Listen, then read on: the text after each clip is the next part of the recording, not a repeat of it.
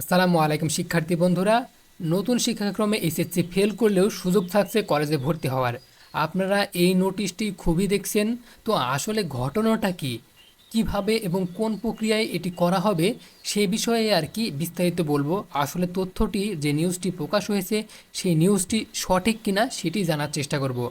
আর যদি ফেল করেও কলেজে ভর্তি হওয়ার সুযোগ থাকে এর পরবর্তী স্টেপ কি হবে, অর্থাৎ কি কি স্টেপ কিংবা যে ফেল করেছেন সেই বিষয়গুলোতে কিভাবে আপনাদের উত্তীর্ণ হতে হবে। তো চলুন এই নিউজটি দেখে নিই। এই নিউজটি প্রকাশ করা হয়েছে দ্য ডেইলি ক্যাম্পাসের অফিসিয়াল ওয়েবসাইটে। এখান থেকে দেখুন, লক্ষ্য করুন, নতুন শিক্ষাক্রমে মূল্যায়ন পদ্ধতিতে এসএসসিতে 1 বা 2 বিষয়ে অনুত্তীর্ণ অর্থাৎ ফেল করলেও একাদশ ভর্তিতে সুযোগ থাকছে। তবে পরের 2 বছরের মধ্যে তাকে পাবলিক মূল্যায়নে অংশ নিয়ে বিষয়গুলোতে উত্তীর্ণ হতে হবে। অর্থাৎ পরবর্তীতে এইচএসসির যে 2 বছর থাকে সেই সময়ের মধ্যে কিন্তু আবার এসএসসির যে 2 বিষয়ে ফেল করেছেন সেই বিষয়ে উত্তীর্ণত হতে হবে।